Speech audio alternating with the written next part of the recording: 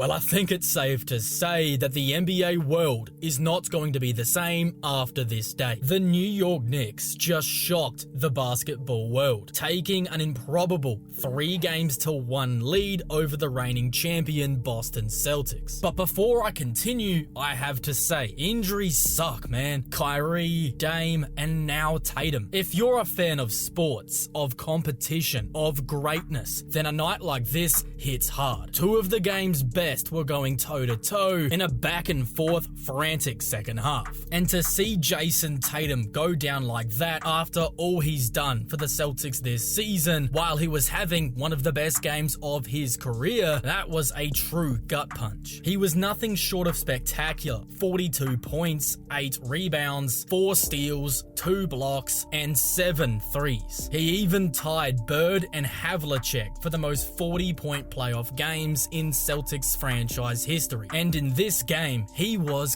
carrying them. But as much as it does hurt, we actually can't blame his injury for why the Celtics lost. Boston were already down 9 late in the game when it happened. Still, this absolutely sucks. But that is all for another video.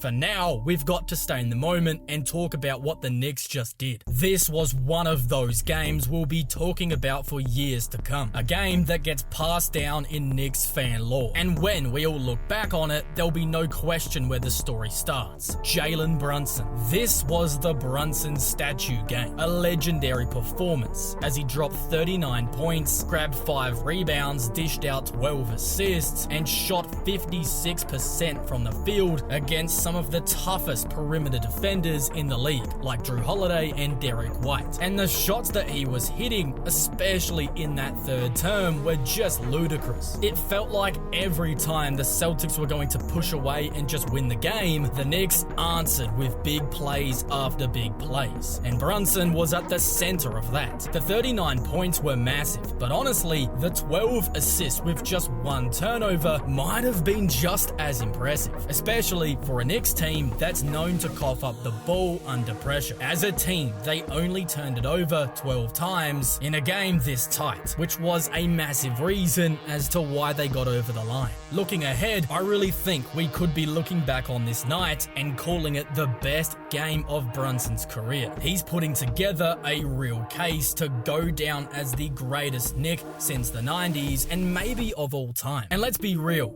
nobody thought this team was going to win the series.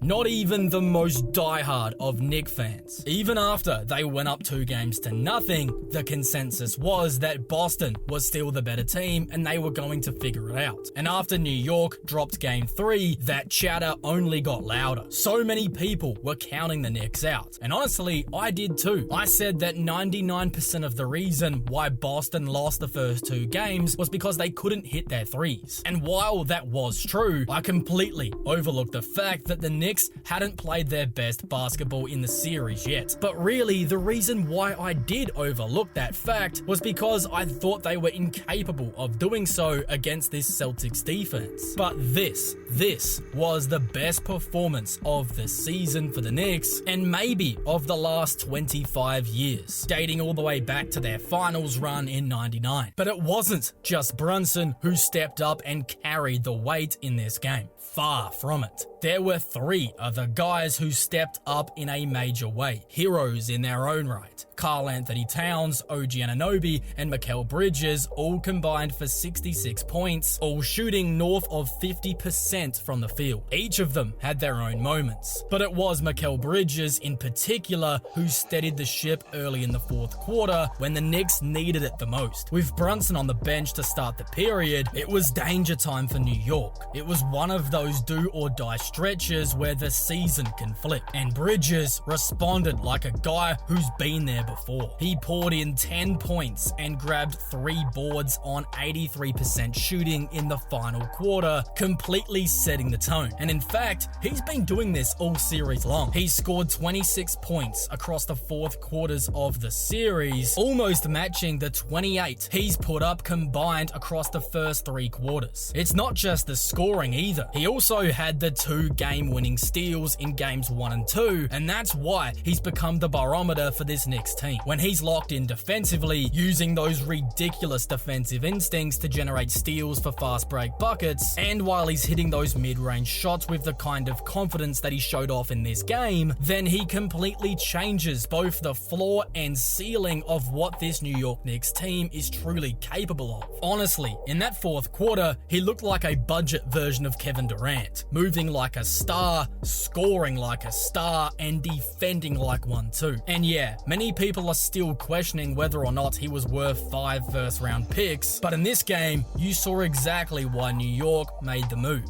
even though he was definitely not worth 5 first-round picks. But in this game, he played like a guy worthy of that price tag. Bridges wasn't the only one who had a standout performance. Karl Anthony Towns quietly was excellent in this game, finishing with 23 points on a blistering 11 of 15 shooting, that's 73% from the floor, while pulling down 11 rebounds, 3 of them coming on the offensive glass, while adding a big-time block on Jaylen Brown. He was deadly efficient, and his touch around the rim was elite. But with a stat line like that, you still walk away feeling like there's a little bit left on the table for Cat. The fouling continues to be a frustrating issue. He picked up 5 personals in this game, and a lot of those were just unnecessary. Avoidable lapses in concentration that he struggled with for years. And at this point of his career, it feels like something that might never fully go away. So the Knicks have to continue to manage his minutes and keep him out of foul trouble, because when he's on the floor and locked in, he is a key part of what makes the team so dangerous. But outside of those silly fouls, I thought he did a pretty good job defending in space, as the Knicks continued to use their switch-heavy scheme, trying their best not to give up open threes to Boston. And the way that Cat has been able to hold up in space against guys like Tatum and Brown, forcing them into jump shots, was actually pretty good in this game, outside of those mental lapses. But what's even more wild is that his best weapon, his three-point shooting, still hasn't really shown up in this series. I mentioned this in my preview. Karl Anthony Towns stretching out Boston's defense with his outside shooting was going to be a major key. During the regular season, he shot over 60% from deep against these Celtics, albeit on a much lower volume. And I said if he could increase the volume, it could shift the entire series in the Knicks' favor. But I was so wrong. So far, he shot just 1 of 10 from deep in this series, not even close to the threat that we know he can be. And yet, the Knicks are still up 3 games to 1. That says a lot about how well this team has been playing, but it also leaves the door open for another level to be unlocked for Towns to really make the Knicks that much tougher to guard. Because looking ahead to a potential conference finals matchup against Indiana, a team that's far worse defensively than Boston, while also lacking in size, his shooting could be a nightmare for Miles Turner, who is too slow-footed to close out to a three-point shooting big like Cat. If he can really get his deep shooting going, this Knicks offense becomes nearly impossible to guard, giving guys like Brunson and Bridges more space to operate in the mid-range. But even without this part of his game, he was still good enough tonight to help them get that 3 games to 1 lead, which is pretty incredible when you consider just how much better he can be. Coming into this game, if you had told me the Knicks were going to win, I would have been shocked. And let's be honest, my first thought would have been, well, it must have been one of those magnet ball nights for New York, and maybe they caught some breaks from the refs. But that was not what happened at all. The Knicks only shot 35% from deep and got to the line for just 12 free throw attempts. And I'm pretty sure that they only had 1 trip to the line in the first half. Meanwhile, Boston shot 37% from deep while also getting 26 free throws. So no, this was not about the whistles or hot hands. It was about doing all the little things right, winning the margins, taking care of the ball, executing in the half court, generating good looks without forcing the issue, and just playing smart, composed basketball that allowed them to stay in it even when things were not going their way early. And boy, did it pay off. But make no mistake,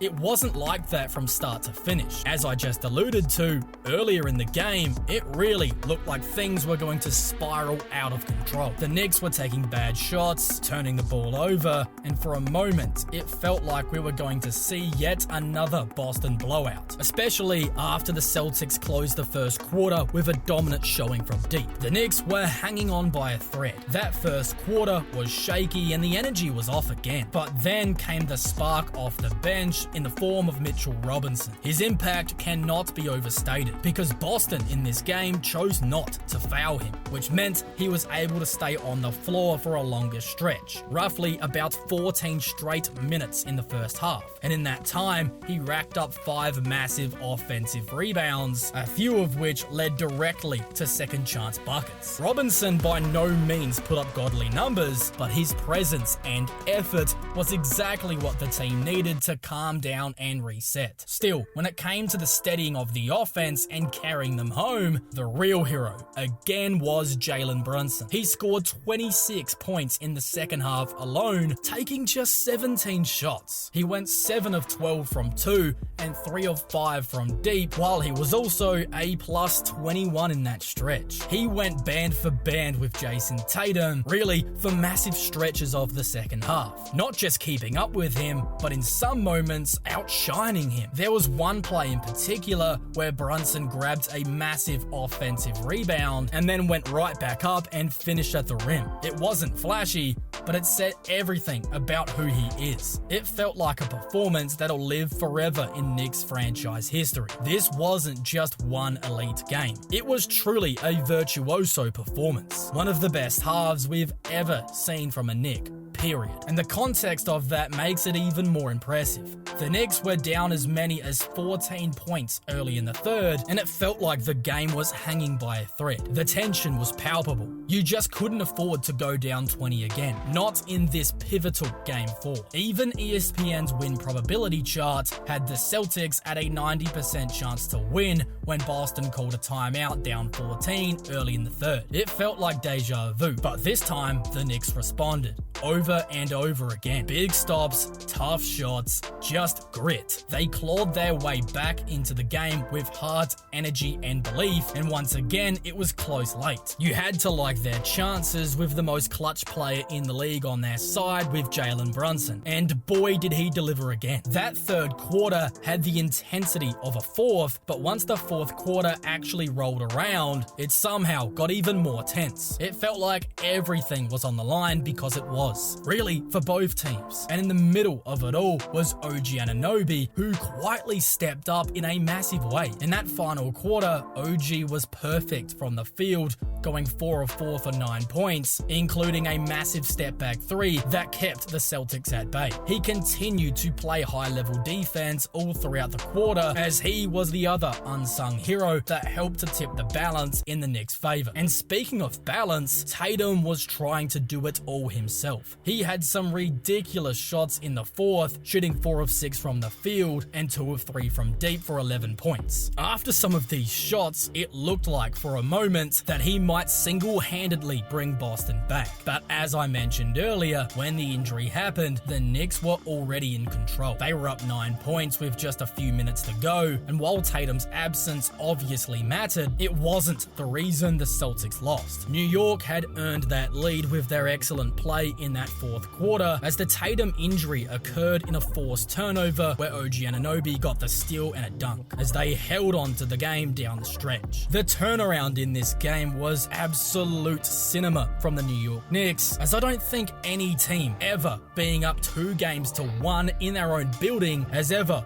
fought with this much adversity, with it really feeling like their season was on the ropes. That's why this game won't just be remembered for the scoreboard, but it'll go down as one of the greatest moments in Knicks franchise history. It wasn't clean, it wasn't perfect, and in stretches throughout the game, it looked like it was going to completely unravel for New York, but it didn't. The Knicks stood firm, they took the punches, and they were able to respond every single time. This was truly an unforgettable night of NBA hoops, and the truth is, nobody saw this coming. The Knicks are now leading the series 3 games to 1, and with JT likely out for the remainder of the series, this should be the moment where they close it out and punch their ticket to the Eastern Conference Finals. That was the most complete performance of the Jalen Brunson Brunson era. They looked composed, physical, unselfish, and relentless on both ends, as it looked like a team that could actually genuinely go the distance. And if they keep playing like that, if Brunson continues to be the guy and the supporting cast continues to rise to the moment, then look out.